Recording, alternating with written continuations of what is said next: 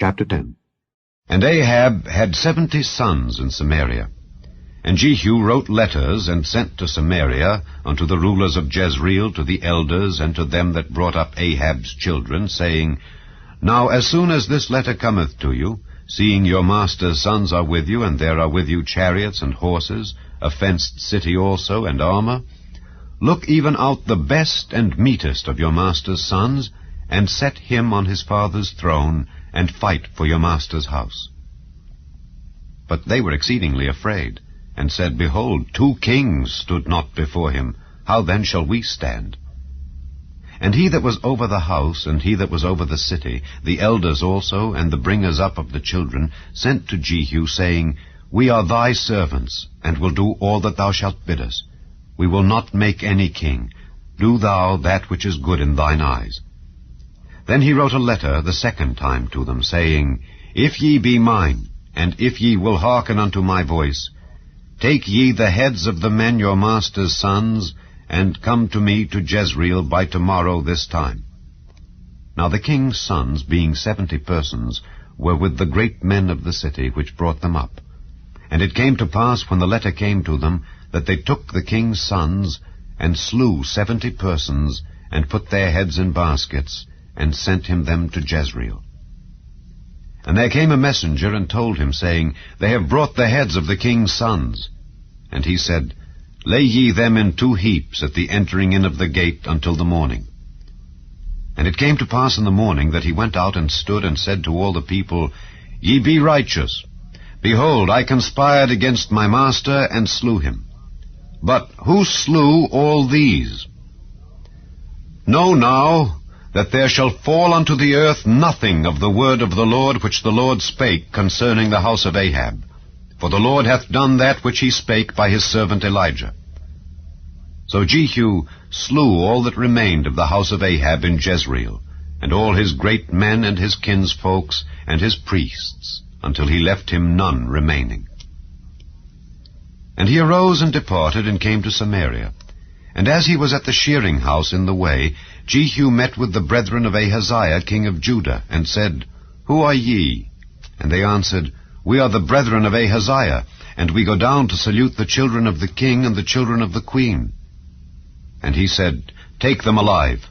And they took them alive, and slew them at the pit of the shearing house, even 42 men, neither left he any of them. And when he was departed thence, he lighted on Jehonadab the son of Rechab, coming to meet him. And he saluted him, and said to him, Is thine heart right, as my heart is with thy heart? And Jehonadab answered, It is. If it be, give me thine hand. And he gave him his hand, and he took him up to him into the chariot. And he said, Come with me, and see my zeal for the Lord. So they made him ride in his chariot. And when he came to Samaria, he slew all that remained unto Ahab in Samaria, till he had destroyed him, according to the saying of the Lord, which he spake to Elijah. And Jehu gathered all the people together, and said unto them, Ahab served Baal a little, but Jehu shall serve him much. Now therefore, call unto me all the prophets of Baal, all his servants, and all his priests. Let none be wanting. For I have a great sacrifice to do to Baal. Whosoever shall be wanting, he shall not live. But Jehu did it in subtlety, to the intent that he might destroy the worshippers of Baal. And Jehu said, Proclaim a solemn assembly for Baal. And they proclaimed it.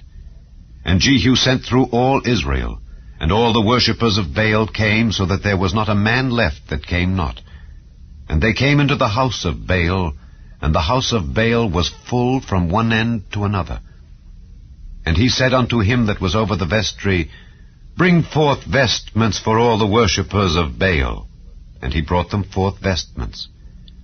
And Jehu went, and Jehonadab the son of Rechab, into the house of Baal, and said unto the worshippers of Baal, Search, and look that there be here with you none of the servants of the Lord, but the worshippers of Baal only.